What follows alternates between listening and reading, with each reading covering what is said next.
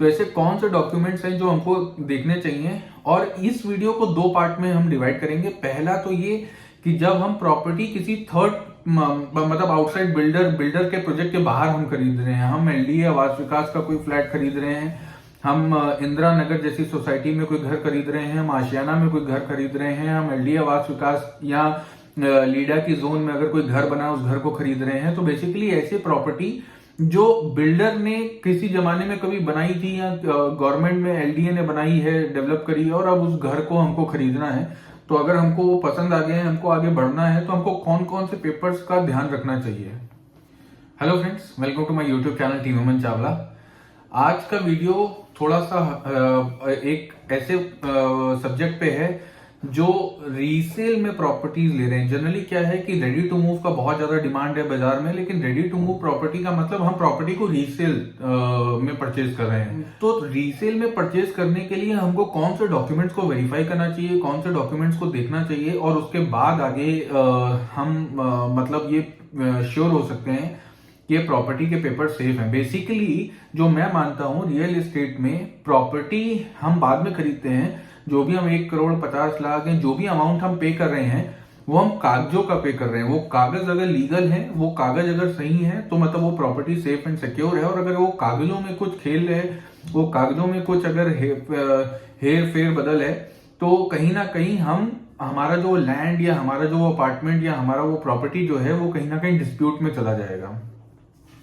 तो ऐसे कौन से डॉक्यूमेंट्स हैं जो हमको देखने चाहिए, और इस वीडियो को दो पार्ट में हम डिवाइड करेंगे। पहला तो ये कि जब हम प्रॉपर्टी किसी थर्ड मतलब आउटसाइड बिल्डर के प्रोजेक्ट के बाहर हम खरीद रहे हैं, हम एलडीए आवास विकास का कोई फ्लैट खरीद रहे हैं, हम इंदिरा नगर जैसी सोसाइटी में कोई घर खरीद रहे हैं, हम आशियाना में कोई घर खरीद रहे हैं, हम एलडीए आवास विकास या लीडा की जोन में अगर कोई घर बना उस घर को खरीद रहे हैं। तो बेसिकली ऐसी प्रॉपर्टी जो बिल्डर ने किसी जमाने में कभी बनाई थी या गवर्नमेंट में एलडीए ने बनाई है, डेवलप करी है, और अब उस घर को हमको खरीदना है। तो अगर हमको वो पसंद आ गए हैं, हमको आगे बढ़ना है, तो हमको कौन कौन से पेपर्स का ध्यान रखना चाहिए। तो सबसे पहले हमको अलॉटमेंट लेटर देखना है। First step is allotment letter. जब भी उन्होंने कहीं से कोई प्रॉपर्टी परचेज करी होगी, तो अलॉटमेंट लेटर जरूर इशू हुआ होगा। उस अथॉरिटी ने इशू किया होगा या किसी जमाने में किसी बिल्डर ने किया होगा, लेकिन वो एक अथॉरिटी में एक अलॉटमेंट उस प्रॉपर्टी को अलॉट किया गया होगा। तो उसका अलॉटमेंट लेटर हमको देखना सबसे ज्यादा जरूरी है।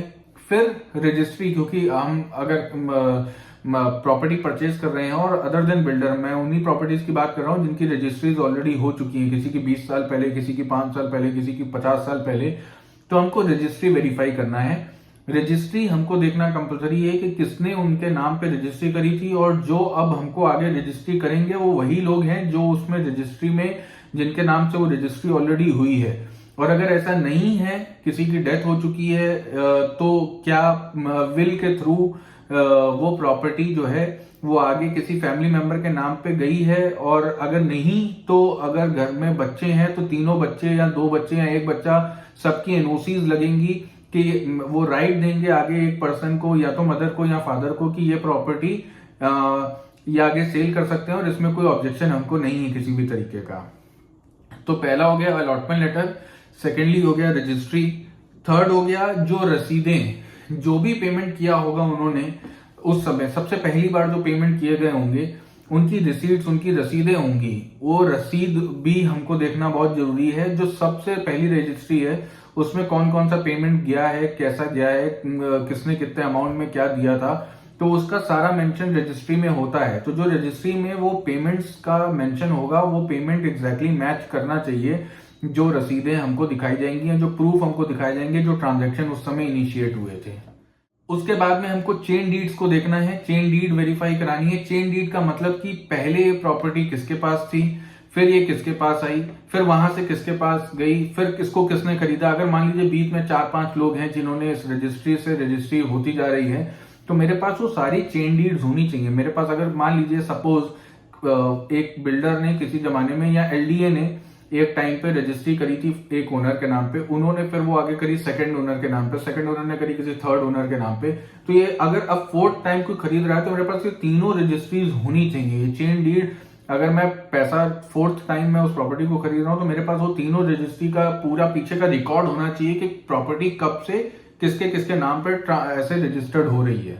और इन केस अगर इनमें से कोई भी एक चेन डीड मिसिंग है, फर्स्ट ओनर ने सेकंड को किया, सेकंड ने थर्ड को किया, थर्ड ने फोर्थ को किया, लेकिन थर्ड से फोर्थ वाला मिसिंग है, फोर्थ अब फिफ्थ को कर रहा है, अब बीच का एक चेन एक डीड गायब है, तो सर्टिफाइड कॉपी कोर्ट से निकलती है। आपको एक वकील हायर करना पड़ेगा, उनको डिटेल देनी पड़ेगी और उसकी एक सर्टिफाइड कॉपी कोर्ट से निकलेगी।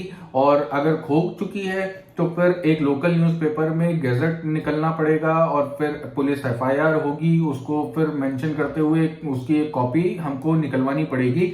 लेकिन ये चेन डीड का होना बहुत मस्त है, ये चेन डीड जरूर होनी चाहिए और इसको बिल्कुल मिस नहीं करना चाहिए। बहुत इंपॉर्टेंट डॉक्यूमेंट है जब हम रीसेल में कोई प्रॉपर्टी परचेज कर रहे हैं। तो बाद एक होता है 12 साल, मतलब 12 इयर्स ऑफ रिकॉर्ड। अब सपोज प्रॉपर्टी 10 साल पुरानी है, 8 साल पुरानी है, तो भी उसका नाम लेकिन 12 साल है। उसको बेसिकली भार मुक्त प्रमाण पत्र भी कहते हैं कि क्या इस प्रॉपर्टी पे किसी ने कोई मॉर्गेज तो नहीं लिया है, और मॉर्गेज अगर लिया है और मैं इसको परचेज कर रहा हूं तो कल को कोई इस पे केस चल रहा हो, सपोज ईएमआई मैं नहीं दे पाया, बीच में वो प्रॉपर्टी बैंक में कुछ डिस्प्यूट पे चल रही है और मैंने उसको खरीद लिया और अब वो प्रॉपर्टी पे ऑलरेडी कोई लीगल डिस्प्यूट लोन को लेके मॉर्गेज को लेके चल रहा था और वो मेरे पास मैंने खरीद लिया, अब मैं बेमतलब में एक पचड़े में फंस गया। तो 12 साल जरूर निकलवाएं। ये भी काम वकील ही करेगा, एक वकील आप हायर कर लोगे तहसील में। ये सारी चीजें बहुत कॉमन है, मतलब वकील को आप बताओगे तो ये कोई बहुत टेक्निकल चीज नहीं है, ऐसा नहीं है कि कहाँ से होगा कैसे होगा, ये कोई भी वकील बहुत आसानी से कर देगा। तो ये जो पेपर है, ये जो डॉक्यूमेंट है, ये भी जरूर आप निकलवाएं। इसको निकलवाए बिना आगे प्रोसीड करना बिल्कुल खतरे से खाली नहीं होगा, क्योंकि क्या डिस्प्यूट चल रहे हो। जनरली बहुत सारे केसेस हमारे सामने ऐसे आते हैं जिसमें इस तरीके के डिस्प्यूट में होता है, बैंक के साथ ऑलरेडी एक केस चल रहा है, ईएमआई देना नहीं हो पाया, ईएमआई नहीं दे रहे हैं और बैंक के साथ ऑलरेडी एक केस चल रहा है और उसी बीच में कहा इसको बेच देते हैं और सामने वाले ने खरीद लिया, फिर मैं तो पैसा लेके बाहर हो गया और नया पार्टी इसमें आ गई और वो ट्रैप हो गई। तो वो उससे बचने के लिए ये 12 साल जो है इसको वकील के पास जाएं और इसका पूरा रिकॉर्ड निकलवा लें। इसके बाद में फिर जब ये प्रॉपर्टी बनी होगी, कंप्लीट हुई होगी, तो एक पोजीशन लेटर इशू हुआ होगा। वो पोजीशन लेटर को भी वेरीफाई करना बहुत जरूरी है। उस पोजीशन लेटर की कॉपी भी आपको उस समय चेक करनी है और ये सारे 4-5 डॉक्यूमेंट्स को वेरीफाई करने के बाद पोजीशन लेटर में एक्चुअली क्या होता है कि सपोज हमने प्रॉपर्टी बुक कराई थी, अलॉटमेंट लेटर पे सपोज मेरे प्लॉट का जो साइज था या मेरे अपार्टमेंट का जो साइज था वो 1767 स्क्वायर फुट था, लेकिन पोजीशन लेटर पे जो एक्चुअल साइज होगा वो 30, 40, 50 स्क्वायर फुट मान लीजिए बढ़ गया, या कॉर्नर की यूनिट पे 100 स्क्वायर फुट का साइज बढ़ गया, तो अब जो एरिया चेंज हो गया उसका एग्जैक्ट डायमेंशन, उसका एग्जैक्ट डिटेल पोजीशन लेटर पे होगा और वही डिटेल एग्जैक्ट मैच करेगा रजिस्ट्री जो हुई है रजिस्ट्री में भी। तो इसीलिए पोजीशन लेटर का वेरिफिकेशन बहुत जरूरी है। पोजीशन लेटर को जरूर एक बार वेरीफाई करें, जरूर देखिए कि उसमें क्या चीजें आई हैं। इसके बाद अगर आप एक प्लॉट ले रहे हो तो प्लॉट पे अगर मकान बना हुआ आप ले रहे हैं तो जरूर उस अथॉरिटी ने, एलडीए ने या आवास विकास ने, जिस भी एरिया में वो आ रहा है, लीडा में अगर आ रहा है तो वहां पे मैप अप्रूव कराया होगा उस घर को बनाने के लिए। तो मैप अप्रूवल जो आप मिला होगा उसकी एक कॉपी भी आपको वेरीफाई करानी है। ये सिर्फ उस केस में जब आप विला परचेज कर रहे हैं, किसी ने प्लॉट खरीदा था और उस पे विला बनाया है या बिल्डर ने ही विला बनाया, तो उसका एक मैप अप्रूवल एक कॉपी होगी जो उस अथॉरिटी ने दी होगी, वो मैप अप्रूव्ड जो कॉपी है उसको भी आपको देखना है। साथ ही में म्यूटेशन, ये पहले होता था, अब एलडीए बंद कर चुका है, अब नगर निगम से ये म्यूटेशन हो रहे हैं, लेकिन ये कोई बहुत ऐसी चीज नहीं है कि अगर नहीं है तो मैं प्रॉपर्टी नहीं खरीदूंगा। ऐसा मैं इसलिए कह रहा हूं क्योंकि म्यूटेशन क्या है कि बहुत एक थोड़ा कॉम्प्लिकेटेड प्रोसेस है। एलडीए से पहले हो जाता था, अब एलडीए नहीं कर रहा है तो अब नगर निगम से होता है। जनरली नगर निगम जब एक टाउनशिप या एक सोसाइटी को टेक ओवर करती है तो उसमें भी एक टाइम प्रोसेस है, इतनी जल्दी वो प्रोसेस होता नहीं है। तो अगर इन केस कोई प्रोजेक्ट जो है या कोई प्रॉपर्टी जो है, सॉरी, वो अगर म्यूटेशन मतलब तितम्मा मतलब मेरा किसी का नाम कटेगा मेरा नाम चढ़ेगा, अगर ये एक्टिविटी नहीं हुई है, अगर प्रॉपर्टी म्यूटेशन में अभी नहीं है तो कोई टेंशन वाली बात नहीं है, लेकिन कोशिश करें कि इसको हम करवा लें, म्यूटेशन हो जाए, नगर निगम जब टेक ओवर करे तो हम उसमें परस्यू करें और इसको म्यूटेशन करवा लें। लेकिन अगर ये नहीं है तो कोई बहुत बड़ा प्रॉब्लम नहीं है, लेकिन अगर है तो बहुत ही अच्छी बात है। तो म्यूटेशन से क्या होता है, इन केस कभी आपकी रजिस्ट्री में भी मेंशन होता है, कभी गवर्नमेंट को किसी डिफेंस पर्पज से या किसी इमरजेंसी के वक्त अगर आपका लैंड यूज करना पड़ा तो गवर्नमेंट के पास पूरा राइट है उसको यूज करने का। कल को कोई हाईवे का प्लान निकल गया, कोई फ्लाईओवर का प्लान निकल गया, नीचे से मेट्रो निकलनी है, कुछ भी हुआ, अगर मुझे कोई कंपेंसेशन चाहिए तो वो उसमें म्यूटेशन बहुत बड़ा रोल प्ले करता है। तो ये बहुत मतलब एक्सट्रीम सिचुएशन है, लेकिन म्यूटेशन जरूर होना चाहिए। जब भी कभी नगर निगम उस एरिया पे टेक ओवर कर ले तो परस्यू करके अपना म्यूटेशन जरूर करा लें।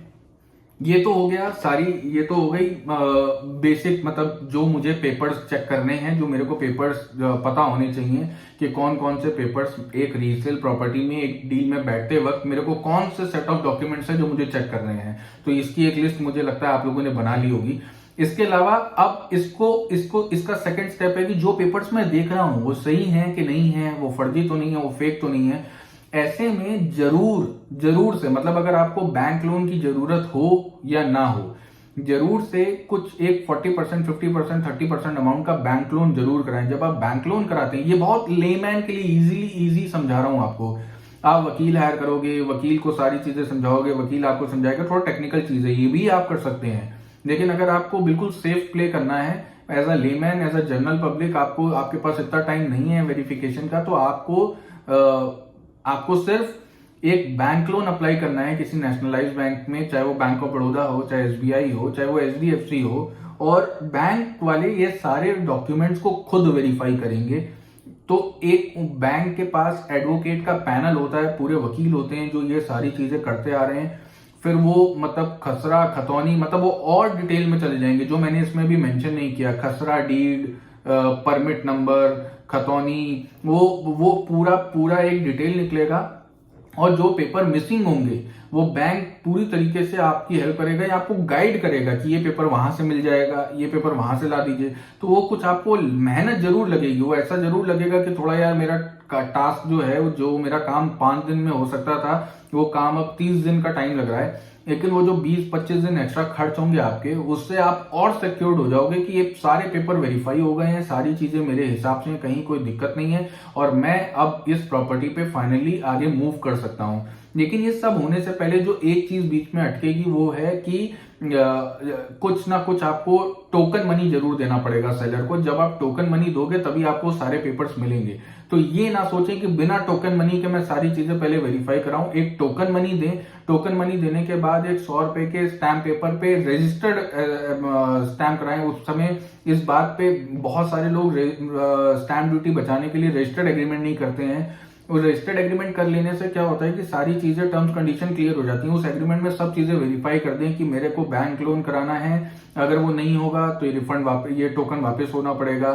सेलर को भी अपने आप को इंश्योर कर सकता है कि ऐसा तो नहीं कि बायर जो है मेरे को बोल रहा है 30 दिन में पेमेंट दूंगा और पेमेंट उन्होंने 4 महीने में दिया और 4 महीने में मुझे कोई ऐसा ग्राहक मिल गया जो मेरी प्रॉपर्टी को और महंगे रेट पे लेना चाहता है, तो मैं क्यों फंसा रहा हूं।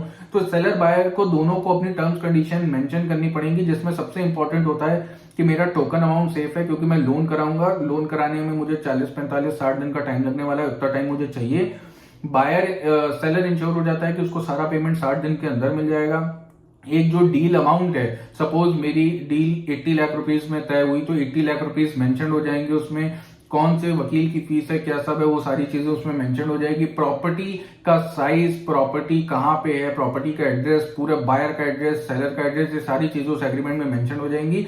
तो आप भी सिक्योर हो जाओगे और बायर सेलर दोनों बेसिकली सिक्योर हो जाते हैं इस एग्रीमेंट से। और टोकन देने के बाद ये एग्रीमेंट एग्जीक्यूट कर लें, सारी टर्म्स कंडीशन स्पेसिफाई कर लें, फिर आप बैंक लोन के लिए अप्लाई करें और जितना आपको लोन चाहिए है उतना लोन लेके बाकी का पेमेंट करके फिर आप रजिस्ट्री के लिए आगे मूव कर सकते हैं। ये बहुत सिंपल टर्म्स में मैंने आपको एक्सप्लेन किया कि रीसेल इस तरीके से, यही एक प्रोसेस है। इसमें कितने कॉम्प्लिकेशंस या कितने आप लोगों को कॉम्प्लिकेटेड लगता होगा, कुछ नहीं है, सिर्फ ये 7-8 डॉक्यूमेंट्स का खेल है सारा। ये जो मैंने आपको बताया, इसके अलावा रीसेल में कुछ बहुत ज्यादा चीजें हैं नहीं। और अगर रीसेल में कोई अच्छी प्रॉपर्टी मिल रही है और आपको लगता है कि आपके फाइनेंस या आपकी ट्रांजैक्शन जिस भी तरीके से हो रही है वो आपको कंफर्टेबल है, तो आप इन सब डॉक्यूमेंट्स के बेसिस पर डेफिनेटली आगे मूव कर सकते हैं। मुझे ऐसा लगता है इसके अलावा कोई ऐसी चीज है नहीं जो मैंने कवर ना करी हो। अब रीसेल का दूसरा एलिमेंट आता है कि सपोज अभी प्रॉपर्टी रजिस्टर्ड नहीं हुई है, वो बिल्डर से ट्रांसफर होनी है अभी। मतलब कि मैंने एक अंडर कंस्ट्रक्शन प्रॉपर्टी खरीदी और अभी प्रोजेक्ट अंडर कंस्ट्रक्शन स्टेज पे ही है और मैं उस प्रॉपर्टी को फर्दर आगे सेल कर रहा हूं। तो उसमें क्या होता है कि ट्रांसफर एग्रीमेंट ट्रांसफर होता है। ट्रांसफर होने में सबसे अच्छी चीज क्या है कि बायर और सेलर के साथ बीच में बिल्डर इन्वॉल्व हो जाता है। बिल्डर इन्वॉल्व होने से बायर को बड़ा एश्योरिटी रहती है कि मैं अकेला नहीं हूं, मैं डायरेक्ट एक कंपनी बीच में इन्वॉल्व है जो मेरे को प्रॉपर्टी ट्रांसफर करेगी। तो जो सपोज फर्स्ट बायर है उनको अलॉटमेंट मिला होगा, उनको सारी रसीदें अब तक उन्होंने जो दी होंगी वो सब मिली होंगी, बिल्डर बायर एग्रीमेंट मिला होगा, वेलकम लेटर होंगे, ये सारे डॉक्यूमेंट्स आप वेरीफाई कर सकते हैं। बिल्डर ऑफिस में जाके भी वेरीफाई कर सकते हैं, कोई भी बिल्डर इसमें मना नहीं कर सकता आपको। लेकिन आप ऐसे अकेले जाके इंक्वायरी करेंगे तो नहीं होगा, आपको जाना उस पर्सन के साथ जाना पड़ेगा जिसने वो प्रॉपर्टी परचेज करी है, क्योंकि ऐसे किसी के भी डॉक्यूमेंट्स किसी को दिखाए नहीं जा सकते। जब आप उस कस्टमर के साथ ऑफिस में जाके बात करेंगे जिसके नाम पे वो प्रॉपर्टी है, वहां पे फिर आपको वहां से भी सारी चीजें वेरीफाई हो जाएंगी। और वहां पे रजिस्ट्री नहीं होती है, वहां पे ट्रांसफर एग्जीक्यूट होता है। ट्रांसफर मतलब मेरे नाम पे अभी ये अलॉटमेंट है और ये मेरे नाम से किसी दूसरे नाम से अलॉटमेंट अब ट्रांसफर हो जाएगा। तो जितने भी बिल्डर बायर एग्रीमेंट या रसीदें या जो भी पेपर्स होते हैं वो इंडोर्स हो जाते हैं। वो इंडोर्स होने के बाद आपका ट्रांसफर एग्जीक्यूट हो जाएगा। और ट्रांसफर करते वक्त या कोई प्रॉपर्टी को अपने नाम ट्रांसफर कराने से पहले सबसे बेसिक स्टेप यहाँ पे होता है लेजर। प्रॉपर्टी का लेजर जरूर देख लें। लेजर से पता चल जाएगा कि कितना पेमेंट दिया है, कितना ड्यूज बचे हैं, इंटरेस्ट अगर उस पर कोई डिले पेमेंट हुए हैं तो उसका कोई इंटरेस्ट लगा हुआ है तो वो इंटरेस्ट कौन बियर करेगा, और सारे ड्यूज क्या बायर क्लियर करेगा लेने से पहले या सेलर क्लियर करेगा या क्या म्यूचुअली उसको डिसाइड करेंगे। दूसरी चीज ट्रांसफर कितने ट्रांसफर पेपर मतलब ट्रांसफर की क्या वैल्यू है, 100 रुपए स्क्वायर फुट ट्रांसफर वैल्यू है, 50 रुपए पर स्क्वायर फुट ट्रांसफर वैल्यू है। क्योंकि ट्रांसफर चार्जेस जिसको कहते हैं, ट्रांसफर चार्जेस को जरूर स्पेसिफाई कर लें और उसको एग्रीमेंट में भी मेंशन कर दें। ये बाद में डिस्प्यूट का कारण बन जाता है कि ट्रांसफर चार्जेस कौन बियर करेगा। बिल्डर के केस में बहुत आसान है। लेजर देखा, लेजर देखने के बाद हमने एक डील वैल्यू डिसाइड करी, हमने टोकन इनिशिएट किया, एक एग्रीमेंट करा लिया और एग्रीमेंट कराने के बाद हमने बैंक लोन अगर था तो कोशिश करें उसी बैंक से लोन कराने का। उससे क्या होगा कि बहुत सारा पेपर वर्क बचेगा। वही बैंक एक नाम से लोन अकाउंट बंद करेगा और उसी प्रॉपर्टी पे दूसरे नाम से लोन अकाउंट स्टार्ट कर देगा। अगर दो बैंक इन्वॉल्व हो जाएंगे तो इनकी कुछ कंडीशंस होंगी, इन बैंक की कुछ कंडीशंस होगी। ये पेपर तब रिलीज करेंगे जब सारा मिल जाएगा, ये कहेंगे पेपर हम पैसा तब देंगे जब पेपर मिल जाएगा। तो उन दोनों को बैलेंस करना दोनों बैंक्स को थोड़ा टफ टास्क हो जाता है। कोशिश करें रीसेल में अगर किसी प्रॉपर्टी में किसी ओनर ने बैंक लोन ऑलरेडी ले लिया है तो उसी बैंक से मेरा लोन ट्रांसफर हो तो ज्यादा इजी, अदरवाइज थोड़ा कॉम्प्लिकेट हो जाएगा। लेकिन हो जाता है अगर दो बैंक भी इन्वॉल्व हो जाएंगे तो। और उसके बाद आपका सारे पेपर्स आप बिल्डर को जमा करते हो, पूरा पेमेंट क्लियर करते हो, ट्रांसफर चार्जेस जमा करते हो और 3 से 4 दिन के अंदर बिल्डर आपको सारे पेपर्स, बिल्डर बायर एग्रीमेंट और रसीदें जो फर्स्ट ओनर के नाम से होंगी उनको इंडोर्स करके आपके नाम से नए पेपर जनरेट हो जाएंगे, इंडोर्समेंट हो जाएगा और बिल्डर आगे फर्दर का जो भी कोई ट्रांजेक्शन या जो भी कोई डिमांड लेटर आएगी वो सेकंड पार्टी जो अब न्यू बायर हैं उनके साथ एंगेज हो जाएगा और पहला जो बायर था वो बाहर हो जाएगा सिस्टम से और उनका अब इस प्रॉपर्टी से कोई लेना देना नहीं रह जाएगा। तो बिल्डर प्रॉपर्टी में जब ट्रांसफर होते हैं तो वो बहुत इजी मतलब प्रोसेस है। और जो ऐसे रजिस्ट्री हो चुकी है, चाहे बिल्डर के यहाँ हो चुकी हो या किसी भी जगह कहीं भी एलडीए आवास विकास किसी भी गवर्नमेंट प्रोजेक्ट में कहीं रजिस्ट्री हो चुकी हो, वो थोड़ा कॉम्प्लिकेटेड प्रोसेस है। मुझे लगता है ये आज का वीडियो आपके लिए थोड़ा हेल्पफुल रहा होगा। और ये जो रीसेल में लेने वाला, रेडी टू मूव में लेने वाले जो कस्टमर्स बाजार में हैं और वो डर जाते हैं कि इतने पेपर्स इन्वॉल्व है कैसे करें, उनको ये कंटेंट उनके लिए बहुत हेल्पफुल होने वाला है। और अगर ये मेरा चैनल पसंद आ रहा हो, कंटेंट पसंद आ रहा हो तो टीम अमन चावला के इस चैनल को सब्सक्राइब करें और इंस्टाग्राम, फेसबुक, लिंक्डइन, व्हाट्सएप जितने भी सोशल मीडिया हैंडल्स हैं वहां पे हमको फॉलो करें और अपना प्यार यूं ही बनाए रखें। Thank you so much.